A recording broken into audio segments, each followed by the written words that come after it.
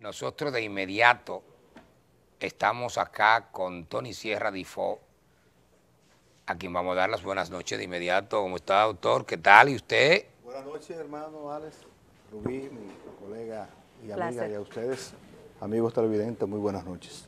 Bueno, hoy se ha conocido pues la noticia de parte de Atención Permanente de la capital, ¿verdad? Dirigida por Kenya Romero, la jueza, donde le dan prisión domiciliaria al señor Gonzalo, prisión preventiva a Donald Guerrero y a José Peralta de 18 meses. Los demás, prisión domiciliaria, un pedido, nos dicen, del Ministerio Público. Y pues un grupo que también aportó, lo nunca visto, pruebas de que ellos que estaban ligados a esos que hoy están procesándose, pues fueron los protagonistas, podríamos decir, estrella, ¿no? de este escenario para poder tener esta responsabilidad de esta imputación que se le han hecho a estos funcionarios que también mencionaron a Danilo Medina y mencionaron también a un diputado del PRM que ya designaron un juez especial para que conozca su caso, al diputado Gori. Don Tony Sierra Difo, ¿qué tal? ¿Qué opina usted de todo esto? Bueno, realmente, tal cual apuntaba hace un momentito, yo pienso que el día de hoy es un día histórico, porque si bien es cierto que en los últimos tiempos hemos tenido algún viso, ¿verdad?, de que realmente hay un interés de perseguir la corrupción, no se aprecia, no se apreciaba hasta ahora con certeza esa decisión como Ministerio Público, como justicia, o mejor dicho, una parte de la población todavía se mantenía en dudas al respecto.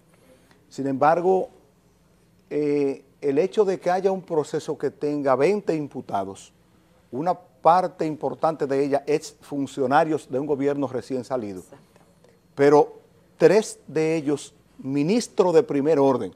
Estamos hablando de la presidencia, estamos hablando de Hacienda y de Obras Públicas. Y por cierto, este último incluso candidato a la presidencia por el partido que entonces gobernaba. Gente que está con medidas de coerción. Y pienso además que ha sido un éxito para el Ministerio Público, para lo que había anunciado. Porque muchas veces las personas comunes piensan que cuando el individuo no está preso, entonces se cayó el caso. Y en términos de puridad de derecho debería ser lo contrario. Es decir, que una persona siempre esté en libertad hasta que un tribunal le pueda demostrar lo contrario. En este caso, los 20 imputados, incluyendo los que negociaron, salieron con medidas de coerción. Exacto. Pero incluso no solo con una medida, algunos con varias medidas, excepto lo que se le dio prisión preventiva porque la ley no permite que este tipo de medidas de coerción se ligue con otra, porque usted no lo puede poner de que a visitar el tribunal cuando está preso, ni le van a poner impedimento de salida cuando usted está preso en Najayo, ni tiene por qué pagar un dinero para que no se vaya porque usted está ahí, y el custodio es el juez y el fiscal, y entonces no se va a ir. Más de 2.000 y pico de millones recuperados hasta ahora. Sí, pero incluso eso ha sido voluntario en unos acuerdos que en términos de detalles la población no lo conoce, en su momento conocerá hasta dónde el Ministerio Público utilizó este concepto que no es exactamente nuestro, la delación premiada, aunque nosotros más o menos manejamos el concepto como criterio de oportunidad. El Ministerio Público puede perfectamente hacerlo, de hecho lo hizo previamente. Todos recuerdan el caso Zobeida, fue de las primeras negociaciones que hizo el Ministerio Público a una escala tal que se conoció en el país entero que hubo esa negociación. Ya se hizo con el caso de Brecht incluso, se le recibió un dinero y no se le planteó una imputación penal. Por cierto, Jean Alain fue el que dirigió esa negociación, y con el propio Pagán, que es uno de los testigos estrella que tiene el Ministerio Público, que está ya condenado en un caso y que entonces está también cooperando en este último caso Calamar. Canta muy bien él. Pero es un caso tremendo, y yo puedo decir que lo primero es que todo proceso debe llevarse el debido proceso. Dice un juez que puso en circulación una obra muy importante en San Francisco de Macorís, que hay un solo proceso, dice el debido. Debido. Lo otro se le puede llamar cualquier cosa menos un proceso. En este caso, y en todos los casos, debe llevarse un debido proceso. Ahora, usted no puede, en función de reclamar ese tal debido proceso, pedir prácticamente ¿cómo se llama este concepto? La impunidad de personas que prácticamente ya la sociedad lo ha condenado y que los jueces saben que hay pruebas tan fuertes.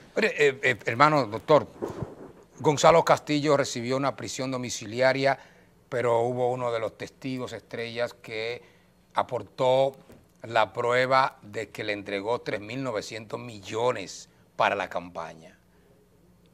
No solo 3.900 millones, yo pienso que el total de la campaña llegó a él, de alguna manera, a él o a sus allegados, candidatos. Exacto. Que llevaba en conjunto. La medida de coerción no fue pública, no tiene que serlo, las partes se ponen de acuerdo, pero eso no fue así. La ley establece que la medida de coerción es pública solo para las partes. Entonces, por eso uno no sabe hasta dónde se dio, digamos, hasta dónde se manejaron ahí elementos probatorios como tal. Pero si nosotros comparamos el caso de Donald Guerrero, el caso de el propio José Ramón Peralta con el de el Gonzalo Castillo, no hay tanta diferencia. Usted dice, bueno, ¿por qué la diferencia? Pudo haber estado en lo que se manejó allí, en esa medida de coerción, que los detalles no lo vio el país y entonces de eso pasó. Algunos dicen que bueno, que Gonzalo Castillo había estado de alguna manera explotando una condición de víctima, incluso con una sonrisa que a veces se le veía perdido, porque un hombre con los niveles de imputación que tenía y con todo el poderío que tenía frente al juez en este caso y sabiendo lo que le espera y un futuro juicio de fondo, como que no se correspondía con el contexto esa sonrisa constante. Pero de alguna manera, quién sabe si eso de alguna manera lo fue victimizando. El hecho es que se alzó con una medida un poco menos gravosa, pero fíjense que son 3 medidas. Cuando yo digo que el Ministerio Público tuvo una ganancia, como pudiéramos llamarlo en este caso, es porque de los 20, todos salieron con medidas de coerción, que no es necesaria la medida de coerción, no es obligatoria ni siquiera para seguir el juicio. Y hubo muchas solicitudes por parte de la defensa, inclusive de exclusión de esa gente de los expedientes, y ninguno fue excluido, o sea, todos se mantienen vinculados al proceso hasta tanto. También el Ministerio Público salió ganancioso porque hizo la solicitud de que no se declarara cerrada la investigación, sino que se permitiera en el transcurso de este tiempo continuar recabando para poder seguir agregando. No, y de hecho va a poder seguir agregando. Y puede agregar. Y de hecho, cuando decíamos que es un día histórico, es no solo por la medida de coerción, Rubí, Alex y amigos que nos ven, es que en este caso en particular se ha abierto la posibilidad de que ese juicio pueda ser ensanchado o bien otros juicios colaterales con mucha gente. Claro. Se está hablando, por ejemplo, de un ex senador de Santiago, posiblemente vinculado, que ha venido con un planteamiento, si se quiere, inteligente e interesante, pero que no supera el tamiz de la lógica. Porque ha dicho, Valentín, lo que pasa es que a mí me llevaron una contribución, me lo entregaba el encargado de finanzas del partido. Yo entendía que eso era lícito. Yo entendía que eso era lícito. Ajá, en una casa por allá, unos sacos de cuarto efectivo, porque eso se maneja de otra forma, con un dinero que viene desde la Junta e ingresa a un partido político, que le entregan un cheque, cuenta. Y entonces de manera pública no es de que a una casa por allá metido a entregarle sacos de cuarto. Y estamos hablando que le estaban entregando, escúchame Ale para concluir esto, que le estaban entregando a ese solo candidato alrededor de 2 millones de pesos semanales en las últimas semanas para la campaña. Pero además, ¿dónde están esos aportes en la Junta Central Electoral cuando termina la gestión que no lo llevaron? O sea, él tiene que entender que, porque él es abogado y muy inteligente, él tiene que entender que las cosas no son así. Pero en este país todavía se pasan esas cosas. Donde no se pasan esas cosas es en Europa, en Estados Unidos Y en otros países la horca es que se contempla como mínimo. Bueno, aquí todavía no llegamos a eso, pero aquí dejan pasar muchas cosas. Pero hubo otra mención importante. Estamos sembrando. Hubo una mención importante. Estamos sembrando. Uno de los bueno, el mismo Pagán fue uno de los testigos que habló de que una de las gente que estaba recaudando dinero ilícito para entregarle a la campaña era Juan Ramón Gómez Díaz, lo cual eso es un anuncio. Que él vuelve y lo vincula, porque recordemos claro, que en otro proceso dijo, ya habló. Ya había hablado. Y dijo además que quien lo convocó al palacio para decirle que vayan a buscar cuarto, y a él le tocaba buscar cuartos del Cibao, conjuntamente con Correa.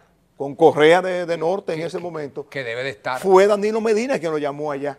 De alguna manera lo está vinculando. Claro. Fue él que nos llamó y trazó la pauta de cómo íbamos a una reunión en Palacio. Hizo diligencia, encabezó él, ¿verdad? Que se buscara dinero. Que o sea, de hecho, yo pienso que es así. Danilo Medina ha planteado su enfermedad y... Está enfermo él, doctor. Yo particularmente... ¿Qué usted piensa? Bueno, lo primero que pienso es que ojalá que no sea, ojalá que no tenga cáncer. Pero si lo tiene, él lo ha dicho, y no habría por qué dudar. Pero él dice si que no es grave. Ahora, él va a tener que responder por la justicia. Aún como se trata de una persona enferma, pero en este caso tendría que responder porque él es la cabeza de todo este entramado, que por cierto, todo el mundo sabe ya que se está manejando un posible caso que tiene 3 veces el valor económico que tiene este caso que presentaron. 3 veces el valor económico. Media República Pero Dominicana. decir también, hermano Difo, que esta es una etapa, que esto es un proceso único de Gonzalo, pero que Gonzalo tiene también 11.500 millones de asfalto que lo llevó Milagros Ortiz Bosch y el encargado de compras y contrataciones a la Procuraduría. En su momento. Y también tiene un gran cargamento que llevó este servidor junto con el abogado Tony Sierra Difo, casi un camión. Así fue. Un camión donde 3.000 millones de dólares en sus 7 años de gestión, nosotros dejamos especificado ahí que hay muchas irregularidades, graves irregularidades, y que ese es otro proceso para Gonzalo, lamentablemente. No, y para concluir esto, que creo que está la compañera haciendo algunas señales, estamos hablando de que por fin hay un ministerio público que yo asumo realmente que es independiente en sus cabezas. Y de la gente que cuestionaba inclusive al presidente, y debo decirlo, hacer un mea culpa, en principio fui yo uno. ¿Y por qué cantidad de compañeros que se fajaron, abogados, no van a una posición? Y él quiso respetar el Ministerio Público. Qué bueno que lo hizo así. Claro. Que nombró una mujer como Miriam Germán y otras personas como Camacho, como Jenny Berenice. Claro. Qué bueno que lo hizo. De carrera. Fíjense, de carrera, porque todavía están cuestionando el Ministerio Público. Gente que ingresó y que creció en el Ministerio Público, en los gobiernos del PLD. De carrera. Que no tiene nada que ver con... Que el pueblo los pedía y por eso puso el oído en el corazón del pueblo Abinader y nombró. Y que mal hubiera sido si hubiera estado, digamos, una persona ligada al partido, un abogado del partido como procurador. Imagínese qué difícil hubiera sido, porque todavía, ahora hago decir que posiblemente Danilo Medina va a solicitar asilo político.